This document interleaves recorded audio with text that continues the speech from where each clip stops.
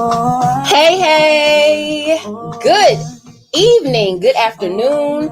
Some places it might even still be morning. I don't know. Hey, good day, everybody. It is Alexia of CocoLife.Black, and we are here to chew on a few things. We are back in effect. It is 4 p.m. Eastern time here, and we cannot wait to converse with you today.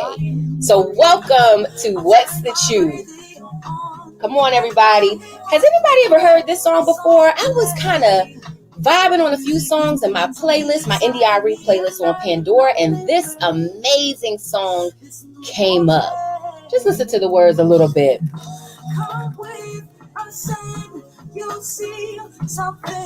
This is very much so giving. I feel like I should be cha-chaing and all the rhythm. Hey, everybody. Start your watch parties. We are listening to Altitude by Tiana Major 9. Let's go higher, y'all. Come on in. Hey, everybody. How y'all doing? I see you in those comments already. Hello, hello. Greetings, everybody. And welcome again to What's the Chew? Hello, hello, hello to you too. Greetings, greetings, everybody. How's everybody's Sunday going? Drop those in those comments. Let us know how your weekend was, what you're looking forward to for the week. We are just super excited to be here with you today. It is episode 8. Can you believe it? And so while we are continuing to vibe on this great day, we're going to bring on our other moderator for today, none other than the fairy godmother herself. Hey, how you doing, Mama P? How's everybody doing? And wait a minute, it looks like you have a guest there with you today. Hey, girlfriend. Hello. Actually, I'm a guest at her home in the RVA. That's Richmond, Virginia, my hometown. And, we've been friends since 3rd grade. Oh, go best friend. That's my best friend. Her crib. Oh, we got to have y'all do that TikTok when you be like, when you see her, you see me. When you see me, you see her.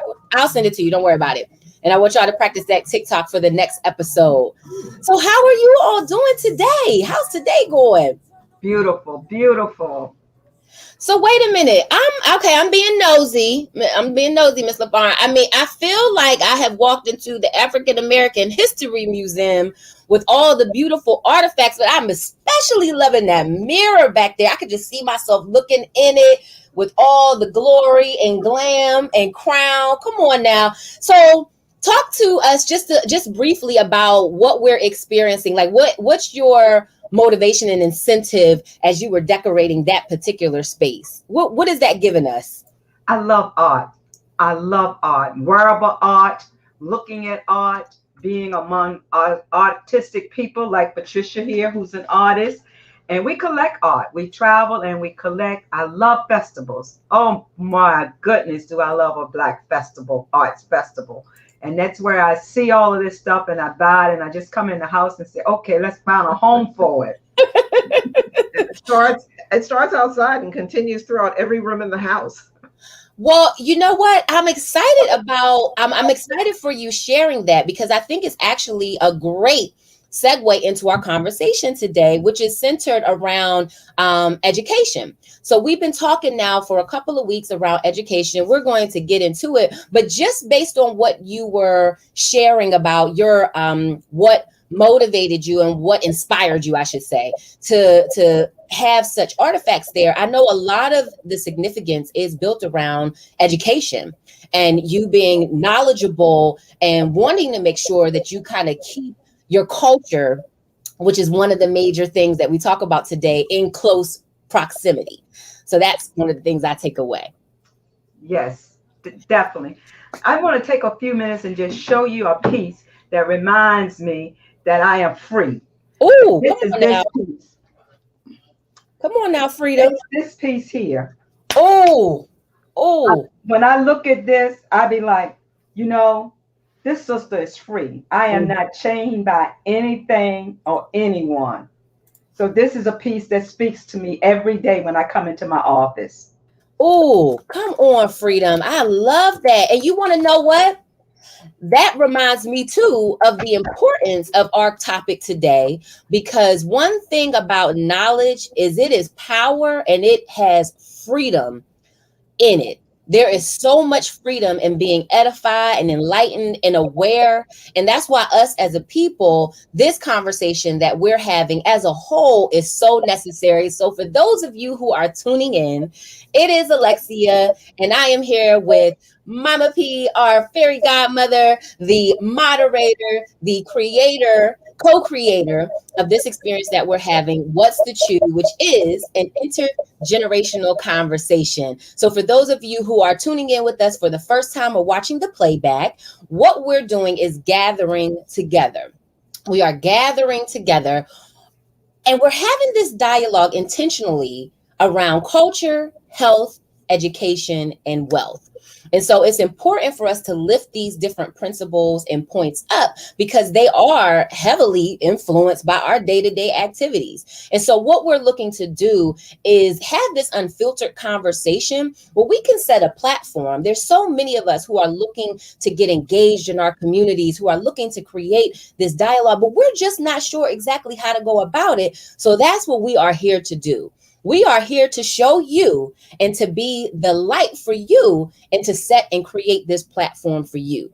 So as we grow, as we glow, we're going to be expecting all of our sister friends, our sisters across the globe to create your own experience. And we'll be keeping you lifted up about how you can do that in future episodes. So ladies, over the last 3 weeks, like I mentioned earlier, we've been tackling the education system. Okay.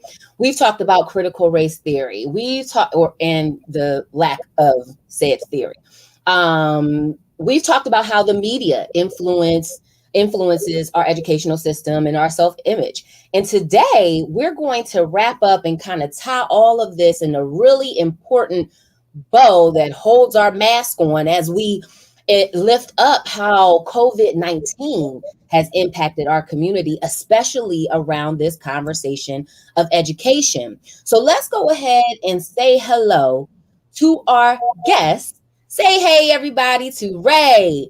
Say hey to L and Blue Jay. Say hey to Sister Monica and the T. Pearson of the T. Pearson Experience. Say hey, ladies. Hey, Hey, everybody. Hello. Hello.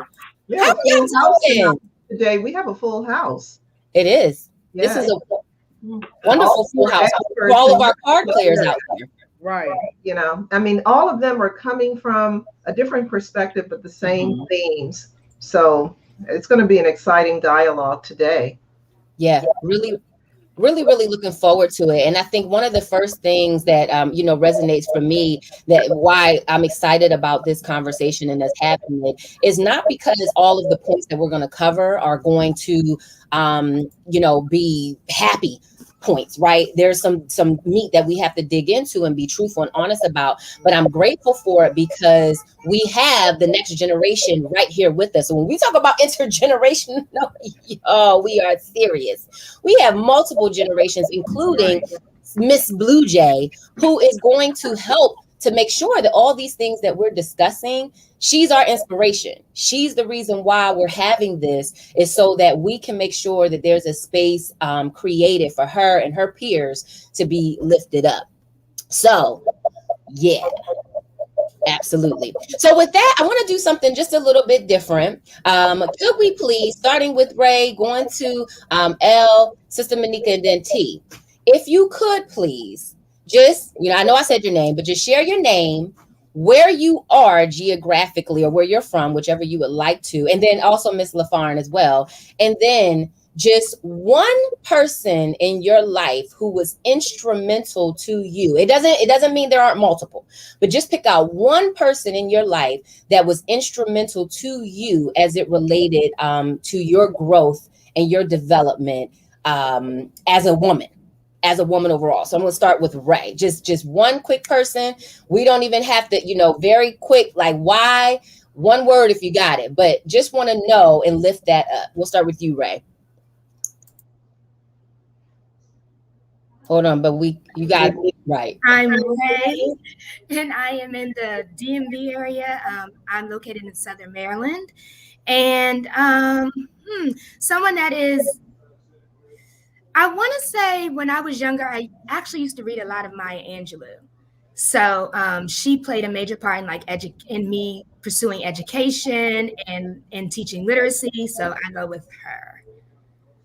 Was that Oh, I same love me some person? Auntie Same Maya. person? Yes. Yes, yes, and I love me some Auntie Maya. Oh my gosh.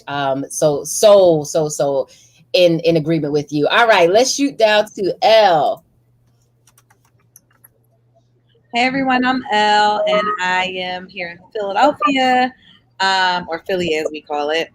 I actually can't think of one. I feel like I was influenced by so many different women, both like closely in my life, such as relatives, mothers in my church, and then people, of course, that we would read about or kind of see kind of influential in society. So I just feel like all the Black women I've ever come into contact with or have heard about have influenced me and made me just want to be stronger and greater for our community.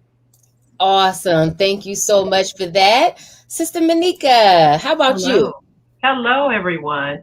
I so totally have to agree with Elle. There's been so many African American women that have influenced me.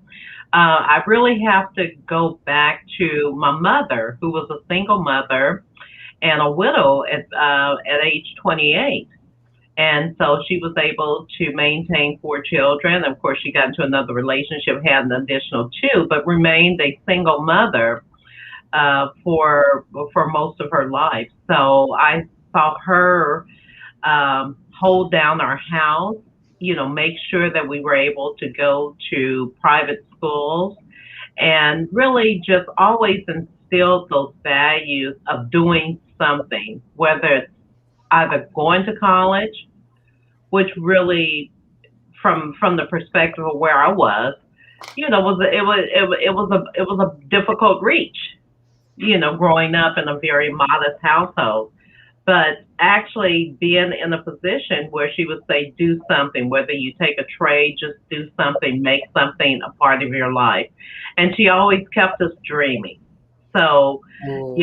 so no matter what our money situation was, we always had something. So we always relied on the things that, were free, and the stories that she would tell, and so I just have to say, really, at the core of who I am, being honest and integrity, it all came from my mom. And then Oh yeah. everything else came later.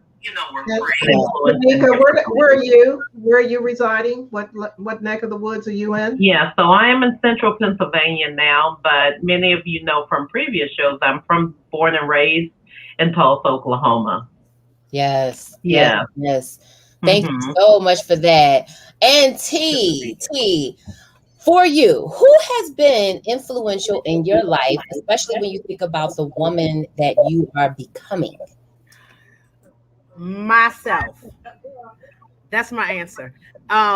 Because I feel like I had a lot of influence, like Elle said, and like Ray said, and listen, we all had a village, right? And so I feel like I've always had. Can you hear me? Yes. Okay. I feel like I've always had a village of support, but last year I discovered who T is. And I'm in this process of still learning who I am. And so with this journey, I'm gonna pat myself on the back because I'm discovering who I am and what I need, what I want, what I deserve. And so the woman that I'm growing into now is a result of me hearing all of them women for years telling me what I shouldn't be doing, what I don't need to be doing, and who I don't need to be around. And so now I'm taking all of those lessons and bringing them into who I am now and who I want to be moving forward. So, that's probably the most cockiest answer I think I've ever gave in my whole Uh-huh. life. Look, your And face I is love like, it. And I love it. but this is me patting myself on the back for the journey to which I'm on. So, What and I I'm got my daughter across the table clapping for me too. what I'm So, hearing you say, T, is you took a journey inward and discovered yourself. yes, ma'am. Yep. Yes, ma'am. And I'm still discovering. We Yes. all are. That's Hmm. why Shout there's out got to to be all an the women. ing. There's Shout got to out to be. the women that's been in my life though. Like, they all laid that seed and planted them seeds and watered those seeds. And now I'm finally looking at the garden and like, dang, it's been here all the time. So I'm starting to eat those fruits that was planted for me. So good. I love it. I love it. Miss LaFard, how about you? Who has been influential in your life when you think about the woman that you are becoming? I'm going to go back. I'm an old soul, but I'm going to go back to my beginning of adulting. There was a young lady that I had my first job with. Her name is Dolores Whitaker, and she's still among us. And she was saved, smart, and sassy. And I loved everything about her. She was just the opposite of where I had come from. And I got under her wings, and she taught me so much about life. And she's still my mentor. Ooh, I love it. I love it. I will go and then Mama P, I'll kick it over to you. So I would say the person, when I think about who I'm becoming today, yes, there's been a ton of people in my village around and all of that, but I'm going to intentionally lift up today Camille. When I tell you over this last year, my 9-year-old going on 10-year-old Right. has shown me some ways to be resilient, to be positive, to be thoughtful, to be encouraging. Oh my goodness. I can't even imagine where I would be right now if I was kind of on this thing by myself, having to endure learning throughout this pandemic, which we're going to, talk about today, what that's like. Yeah, she absolutely has been very influential to me over her 9 years in discovering, but most recently just receiving a lot of the lessons she's been able to give. And I wanted to be very intentional to learn from her as I continue to grow. All right. And last but certainly not least, Mama P, what about you? Who has been influential in your life when you think about the woman you're becoming? Well, I've mentioned her a couple of times. She was Maida Springer Kemp, and she was a single mom, and she was a part of the Garment Workers Union. She was mentored by A. Philip Randolph. She was the first African American woman to represent the AFL-CIO abroad. She established labor schools throughout Africa when the new administration of Black leadership came in. And so because I like to cross those bridges to other countries of women and bring sisters from here along, I see her back in the 1930s who was doing phenomenal work in the area of her expertise. And she's in my head. She's gone, but she lives in my head. I love it. I love it. I love it. And shout out to all those who have been influential in your life. Shout out to those who are thinking about the own persons in their lives who have been influential. And shout out to us for looking to be that influential person in someone else's life. When we talk about what's the chew, what we're here to do, this is about legacy. Everything we're doing is about creating and answering the question, how are you creating your legacy? And we can't talk about legacy without touching on this very, very, very important subject of education. We can't. It's impossible to talk about legacy without thinking about, and not just for those who are tuning in, we're not just talking about the traditional sense of education when it comes through like K through 12 and post-secondary and, where'd you get your degree from and your certifications and things. Those are absolutely a big part of it. But we are talking about as a whole, specifically education. And like we said, we've been covering this over the last 2 weeks. So today being our third week, there's been a lot that our system has tackled, right? That we have tackled as villages, whether you are parenting a child during the pandemic, directly as a part of the village or indifferent, there's been a lot that we've gone through. And there's a lot of loss that our kids have experienced. And so I think one of the things that it started me to thinking about when I think about loss, right? We think sometimes in terms of just death, in the literal sense of loss and death. And there's a grieving process that goes through that. But for our Black and brown kids, our Black kids and our Black community, the loss is sometimes even more significant. And so, T, I was thinking about Lonnie. And I was thinking about a lot of what she has gone through over this last year, again, in the pandemic. And so I want to know from you, like just in what your experience has been over this last year and a half, what has been the significant losses in your household that have been experienced, and how have you guys kind of managed that? Like, how have you managed that? Well, so first of all, she's sitting right here, and so soon as she heard your name, she was like, "Yeah." So now she's Right. trying to see if I'm gonna get a right answer. Now I feel judged and I feel under pressure. What you say? You want to hear what I gotta say? Oh, okay. So she said she want to hear my point of view. So, in our house, we've had a couple of different losses. We have lost family members as a result of COVID. We've lost family members as a result of just poor health, right? Or accidents and things like that. But we're also going through a process of the loss of a marriage, which a lot of folks don't know, and they'll know when they look at this episode or read in between the lines.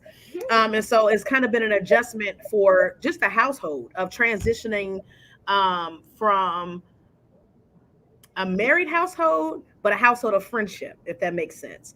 And so there's been a lot of conversation and a lot of transition in that way, as we kind of still pay attention to like what's going on currently. Like, we still have this pandemic. We still have, her going into high school this year. So that's an adjustment. So the loss of middle school. She turned 14, this year. And so like, it's the loss of like another year, but like the exploration of a new year. And so like we've had all of these developments and all of these growths, but at the same time, it's been,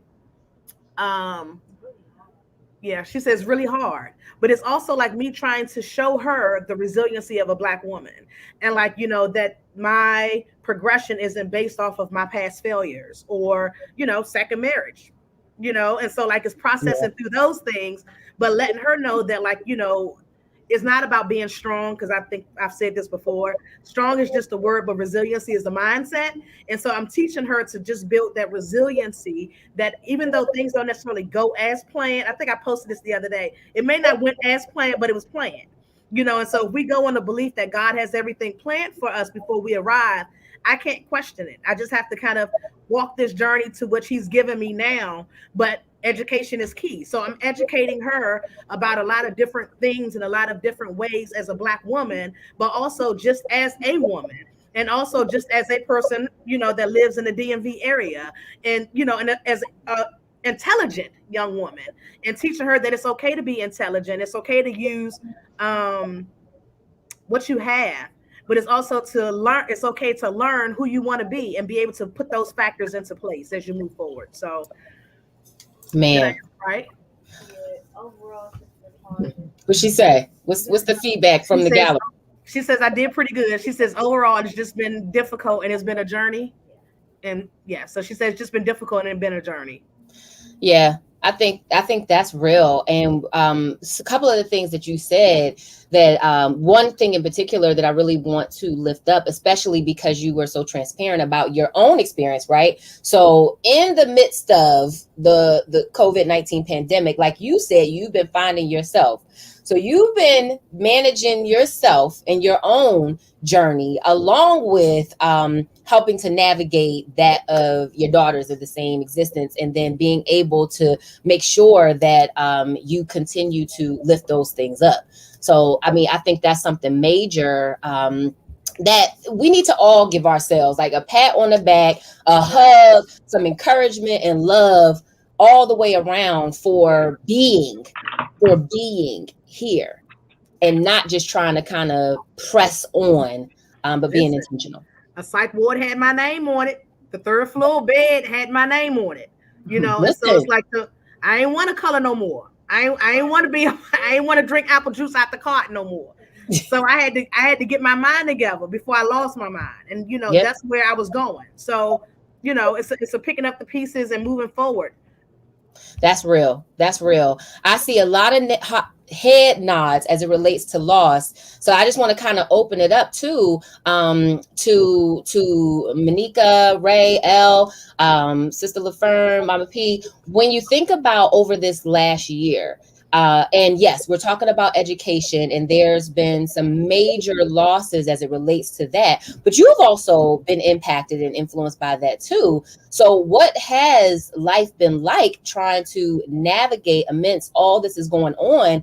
And again, whether you have somebody, whether you have a youth directly in your midst that is navigating this, or just because of your experience as a part of that village, what has that been like trying to live in this reality of COVID-19 and how we've been affected in our educational system? I think, oh, you want to go, Ray? No, you go. I'll go after you. I think like the loss of freedom of like being able to go and do what you want, right? Because you have like this pandemic, this deadly pandemic that no one knows anything about. Like it's new to the doctors, it's new to healthcare providers, it's new to everyone. So no one knows really how to proceed. So then we were at a point where like we couldn't do anything because they were still figuring things out. And for me, I had an infant. And so it's these milestones that, you know, children, they go through when they're younger, and the whole like, I knew I wasn't ready to send her to daycare, but I wanted her to socialize with other children. Well, her socializing with another child means that I either have to go to their house or they have to come to my house. So now I'm opening myself up to this big virus that no one knows anything about. And so I felt like there were so many restrictions in that sense because, you know, I want her to build her skills of socialization and know how to interact with other babies. But at the same time, like, I'm not going to take her to a park because all of these germs are just everywhere and she has no immune system. So it was that loss of freedom of like not being able to just like go out and take a walk because you're scared somebody might breathe on you, or just like small things that we will usually take for granted. Like me, I like to go to Target, like that's my space. So like walking around Target up and down the aisles, like I couldn't do that because again I have a baby, and I'm not gonna lie, she's cute. People gonna want to come up and touch her and talk to her, and I don't want them in my space. And so those small freedoms that we take for granted, when COVID first hit, we're just like, oh my goodness, now we can't do anything. And she is amazingly cute. She's superbly beautiful, and you're right, because and that is an issue because people didn't know how to stay compliant. They still don't know how to stay compliant. You know, I'm not going to call out anything in particular, but there's some struggles even in our community as it relates to people being compliant to a lot of these suggestions now, because the mandates have been lifted to keep us safe. So, Ray, I know you also had a position. Please weigh in and share when you think about what has happened over this last year. What has life been like for you? So I was a stay-at-home mom for 3 years, and I just decided to return to my career as an educator. So this year was the year I returned, and it was Wow. so different. It was so, I mean, I knew it was going to be different, but I didn't know that it was going to be this drastic. And so I had to definitely switch gears to what I was assuming was going to be the space of, you know, my previous education experience. So I was a second grade teacher, and the students, I think I was conversing with the parents so much this year. And so I think I got a loss of control kind of over my classroom. It just took a couple of months to kind of get our rhythm, the students to get their rhythm. I think the students had, like T said, a loss of social skills. No, I'm sorry, L said a loss of social skills. And of course we had loss of family members, and my students lost a lot of family members. So it was just keeping their social emotional health under control in the classroom. It was keeping their social skills abreast, I guess, in the classroom. It was very different, very, very different. I also have 3 children of my own. So it was a lot. It was a lot this past year. But I think thankfully, my children actually flourished being home. But I know that's not the case for a lot of different homes because, a lot of different careers don't allow you to be home. Right. For a lot of parents. So I definitely understand the blessing that it was. But I do know that I had a lot of different backgrounds for my students from day to day, from week to week. I'm like, oh, you're in a new space? Yeah, I'm over, I'm here, I'm there. And it was just like, it was a lot for my students. It was a lot for the children. So it was a lot of losses in a lot of different areas of our life. And I'm happy that we're discussing it. Yeah, yeah. And thank you, Ray. And again, I couldn't have said it quicker myself, T. Shout out to the teachers. They are the MVPs. I can't tell you how glad I was not a teacher. I'm so sorry to say that out loud. But when I tell you I'm so grateful, I've always, and I think all of us can say that, we've always been very grateful for the work good teachers do. And intentional educators do.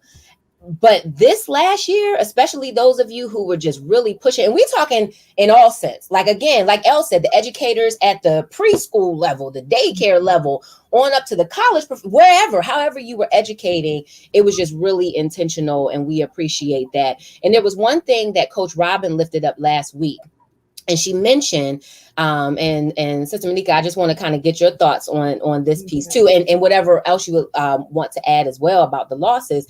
But she mentioned that, speaking of losses, there is a 30 million word gap in our neighborhood simply because children weren't being read to, right? That was before the pandemic. Now we're in a position to where we have to figure out what life is going to be like for many of our youth, and how we can get them into a thriving situation. So if you could, on both of those levels, what was some of your experiences over this last year? And then thinking about our system, like educational system, and the disparities that were already present, what is it going to take? What would you say needs to be kind of our first place to go to as it relates to restoration? There's a lot there. And when we look at the disparity in 30 million words being lost within the African-American community, I can actually see that. So I'm going to give you an example just based on where I live. I live in Hanover, Pennsylvania. And my taxes go towards a school system that has a total of 900 children. In the system? A school system. Two elementary schools, a middle school, and a high school. A separate school system where my major tax dollars are going towards educating 900 children. Okay? With less than 100 kids graduating per year. And what's really advocating for them to have that many students is the large Latino community or the Hispanic community that we have in the area. So when we look at that and we look at the tax base and the mill rate and what we're paying for taxes, we're looking at a fairly wealthy school system that cannot measure up to a school system like the Philadelphia school system or any of the surrounding areas. There's just not equity there. There's just simply not equity. My sister is a chief schools officer in Arlington, Texas. And just to give you an idea of the inequities of all the school systems that are in Pennsylvania, and there's inequities everywhere, of course. She manages a school system that supports 60,000 children. In York County, we have, I believe, 23 school systems with less than 50,000 children. So we're not talking about a major system to be with, but you have all these different entities, just as my town, which is 1.5 miles in diameter, supporting this school system. Okay, and so just to give you an idea of that, and the reason why I wanted to say that is that we know that the pandemic had some impact on children learning. But every single child in that school district goes home with an iPad. They had been long before the pandemic. So when the pandemic occurred, they were immediately able to transition to to electronic or digital learning or home learning immediately, because you have those levels of inequities. Not to say that no child, uh, every child benefits actually from the person to person interaction, the teacher to student interaction, the social interaction. All of that's important for learning. And I think over the entire world, as we look at what we've had to do to maintain this, all I'm saying is that when you're looking at African American children in the urban areas, they are definitely going to have benefited less with the pandemic, and they were definitely hurt more. But I just wanted to put it in perspective that everyone is not suffering at the same rate.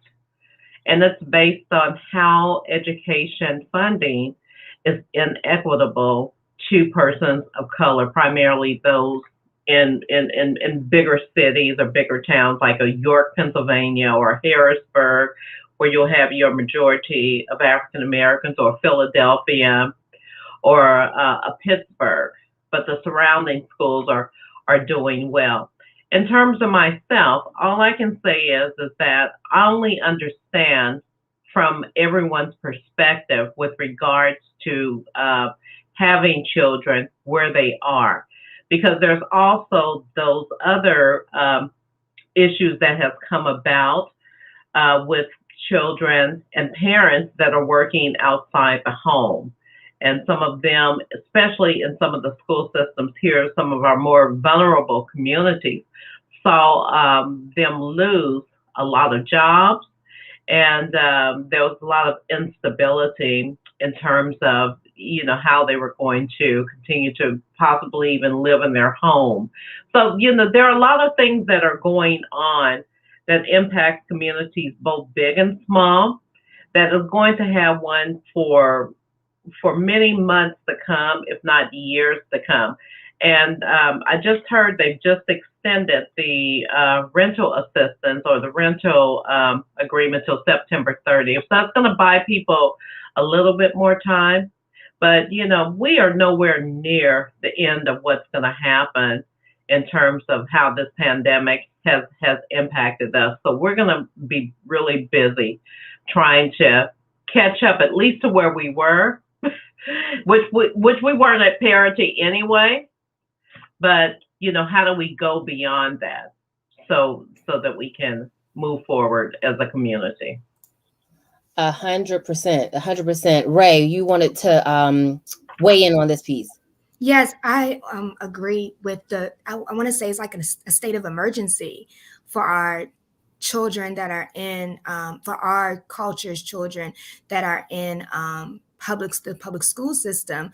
It was already a gap in education, and with a lot of the parents of our communities or our underserved communities not being able to give the time because, they have jobs that don't provide the time or the resources in order to stay home and read at night or, do different things like that. There is a state of emergency, and I challenge teachers of our children to step outside of the curriculum and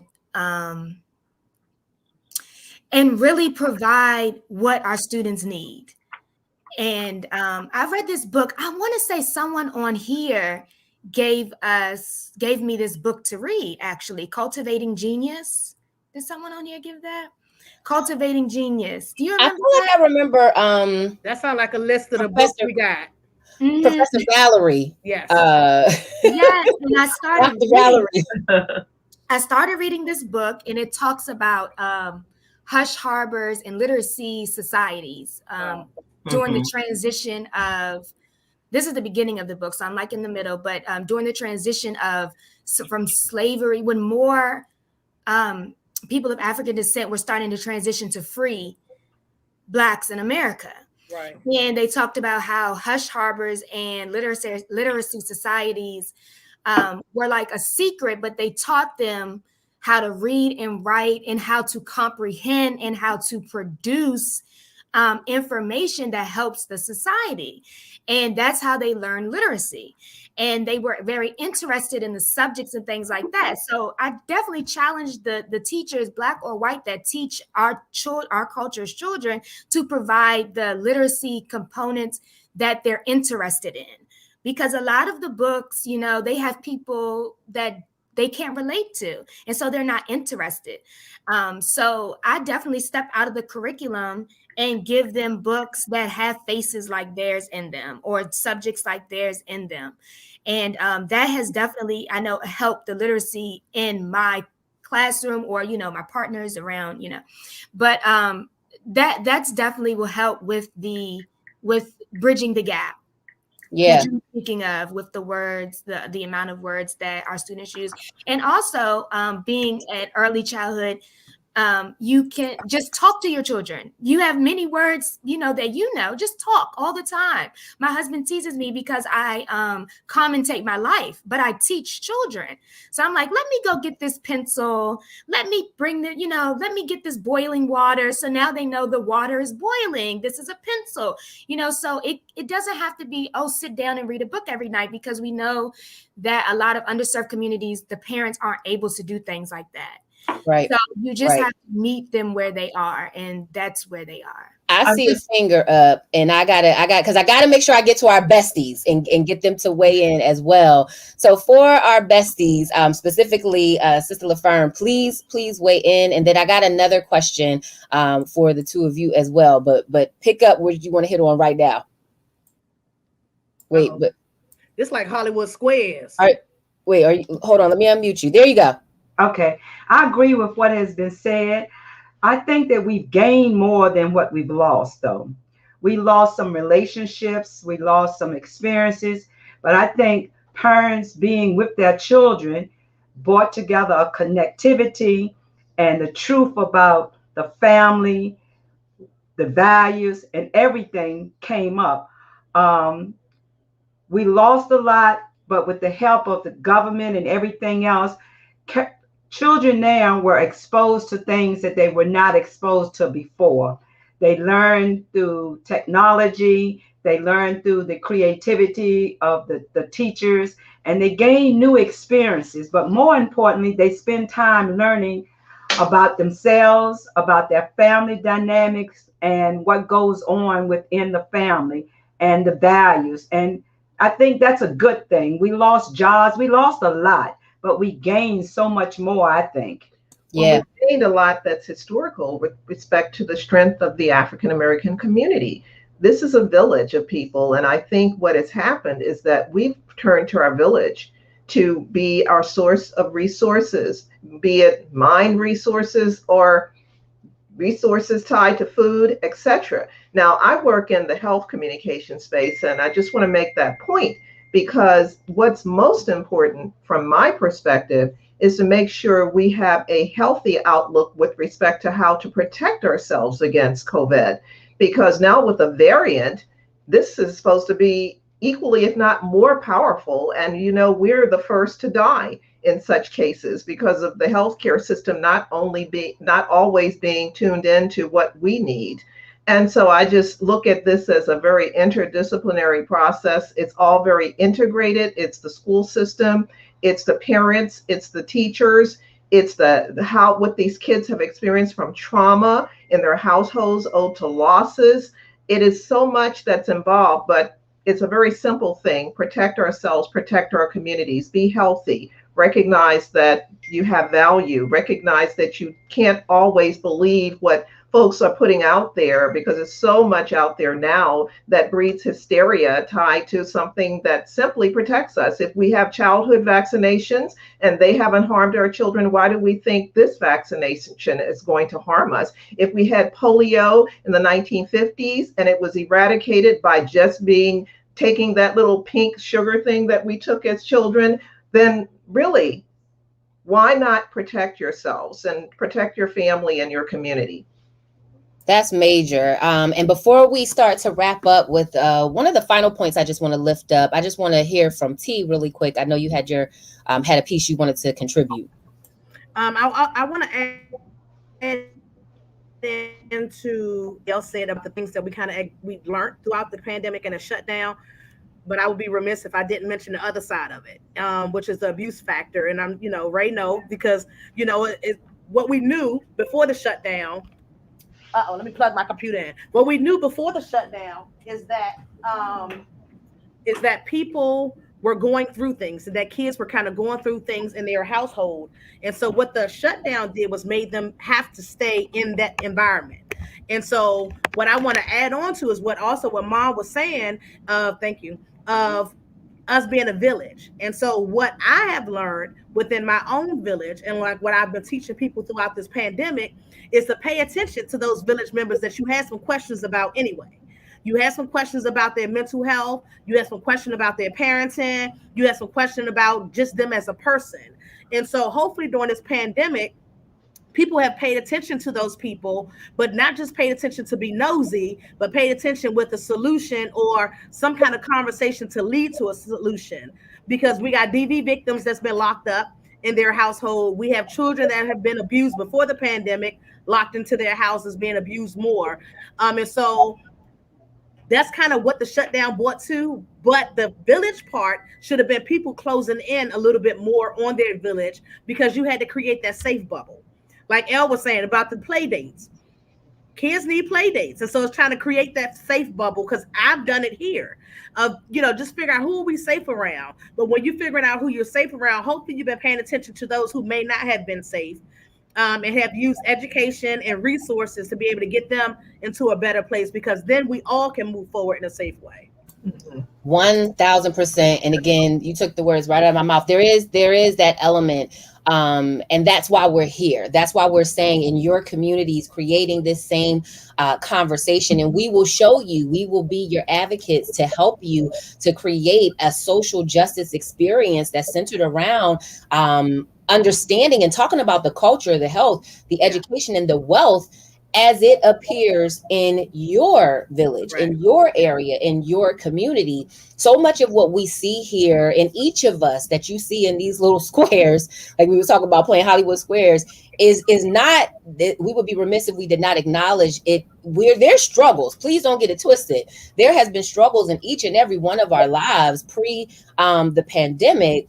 And what has helped us to move forward has been each other, has been being transparent about it. So not suffering in silence, creating a space for others, giving space to yourself, educating yourself. I've learned something so much over this time. To Ray's point, it didn't come from a book. I could have, and I'm not discounting the consistency and the formalized piece. But also a thing that I learned from Sister Monica is learn your history, not just like the African-American culture history, because to that point, nobody wants to hear about Davy Crockett, and God bless Rosa Parks and Martin Luther King and all them. That is not it.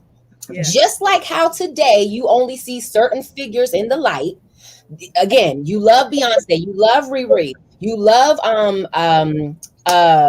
what's her name? Janelle Monáe. Yeah. But there's so many other talented artists out there whose names don't get lifted up. So it's the same thing when it comes to your history. Yes, you know all of those prominent figures, and there's some prominent figures in your life that you may not know about without getting a chance to talk about those things. So one last thing that I just want each of you to hit on, just like how we talked about the losses and Sister LaFern started to kind of go there. So I'm so glad because it's a great segue. We talked about the losses, and it's important to acknowledge the losses because you got to let them settle in, whether it was the loss of loved ones, whether it was the loss of something tangible, material things, whatever that may have been, it affected you. But now I also want to know, starting with our besties in the house, what was something that you feel like you gained? Just one thing you feel like you've gained also during this pandemic experience and quarantining since it started. I'll start off. I've gained a lot of new relationships. It's about people, it's about connection. And COVID had me having meltdowns because I didn't know how to turn the computer on, do Zoom, do any of that. But I was able to get a coach. But as a result of that, I have connected to people all over the globe, who share in experiences, our truth, and our relationships. And I've gained that, and that is something that I'll always have. May I echo what she said? You better. You better. So yes, and what you're saying is so true. For me, I have well, basically, it's just an acknowledgement that I'm on the right track with respect to my purpose. I've always felt we were an interconnected community, not just domestic, but global. And this pandemic really did make that so much more prominent. And as a result, from a business development perspective, I've gained some new relationships that I'm doing business with. And again, if it's for the common good, I'm interested, totally interested in doing business with folks who are committed to making a social difference. People who recognize that what we do, if it doesn't have a responsible ethic attached to it, I can't be a part of it. And health is vital. Education is vital. Knowing your culture is vital. Wealth, our next section, is equally vital. Thank you for that. Thank you so much for that. All 1000% true. So pivoting over here to Elle, what is one thing that you may have gained? I'm actually gonna kind of go on the same wave that they were just on, because I feel like I've definitely just gained more relationships. And so although I've lost a lot of relationships, I've actually gained more meaningful relationships that will help me kind of navigate as I find what my purpose is and kind of get more into my purpose.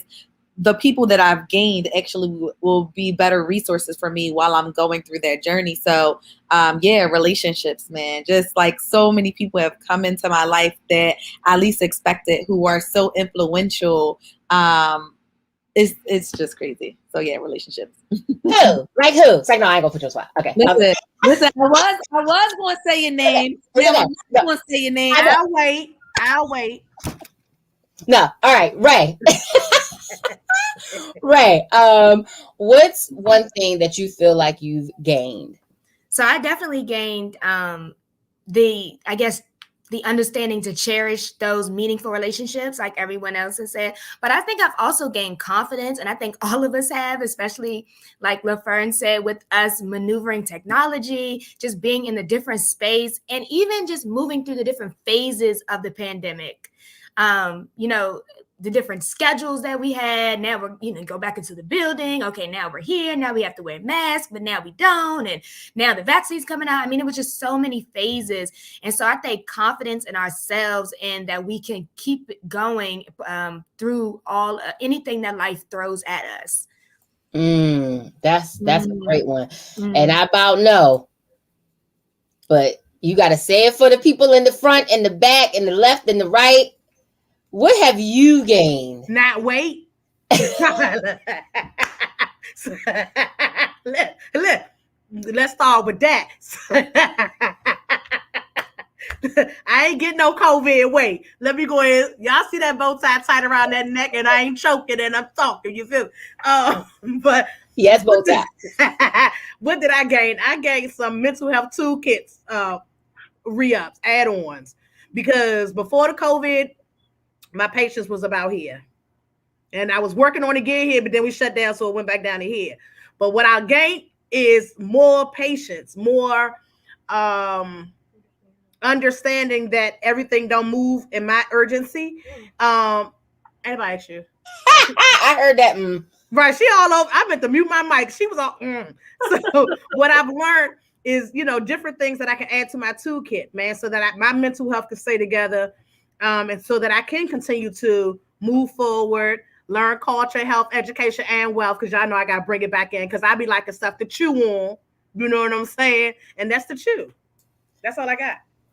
Awesome. Love it. Love it. Love it. Sister Monica, what have you gained? Well, definitely during the pandemic, we've gained perspective. Oftentimes, people are judged and perceived based on maybe their body language or whatever is happening. But what I do know about the workplace is that it really shows who's really doing the work and who's not during the pandemic. And so, so really, you were able to demonstrate from a workplace perspective, how well you really did your job and how well you're able to pivot in that environment. And I think it's just been a lot of creativity that has happened as a result of COVID for many of us in the workplace, even in education. I've seen those same things, Tia and Ray, when you all talk about the pivots back and forth. Do you wear masks this week and next week? We see that, and we've seen that experience in all school systems. So bravo to all the educators. Just bravo to you all. I do want to give a shout out to with regards to literacy. You all talked about literacy, and I don't want to take a lot of time, but I just wanted to remind you that education is everyone's issue. It's not just the school teachers, it's not the parents, it's the whole community involved. So, so a lot of these organizations, private industries, they should be utilized. And we work within industries too, where they should be helping and getting into those classrooms and helping with programs like literacy. Virginia State University is looking to do the James Arthur Baldwin Symposium on November 5th, 6th. And that is going to be a phenomenal event. But they're going to have a focus on literacy for children and, how to do that. So definitely go to Virginia State University's website to find out about that. But partnering with our academic institutions, our private industries, all of us, especially in the work environments that I work in, are always looking for ways to elevate people in our community to work there. And so if they are initially at the beginning of the stages when it comes to literacy, or if they are sponsoring literary societies or literacy societies, it helps to empower children as they move up. Because once they get out of school, they're not going to go back and get a GED or learn how to read. I mean, it's just not going to happen. So you have to kind of meet them where they are. And so we know that from where it is, but it just helps us all when the entire community includes our private industry, our academic institutions of higher education, and our public sector employers as well. Thank you. Thank you so much for that. And as we wrap up for today, I think the one thing I'll just say that I gained over this last year was confidence. And so I appreciate the ability and opportunity to be stretched. We don't oftentimes make room for that. We kind of just go through it. And then once we realize what it was, we're like, oh, I'm so glad I went through this. And I see maybe this, but I want to thank God for just the confidence that I've been able to develop in so many other areas of my life. So we want to thank you all so much for joining this dialogue. We, as always, have given you a lot to chew on. And we want you to start these dialogues again with your own tribes. We want to give a special thanks to the African American Heritage Association of Virginia for hosting this platform. We want you to continue to catch up on previous episodes as we start our conversation around wealth next week. So go subscribe and share the Facebook and the YouTube, Patricia Evelyn Green and the Patricia Evelyn Green group on Facebook. You don't want to miss any more chances to join in and add your feedback as well. So shout out to all of our guests today. Thank you so much for joining. Thanks so much to T. Pearson. Go follow. Thanks so much to Sister Monica. Big thanks to Elle. We said she does it all. Big thanks to Ray as well. And Sister LaFern, we thank you so much for joining in. To all those who weren't here, we miss you so much, but we'll be seeing you again soon. So peace and blessings. Have a great rest of your day, everybody. Thank you. Be blessed. See y'all.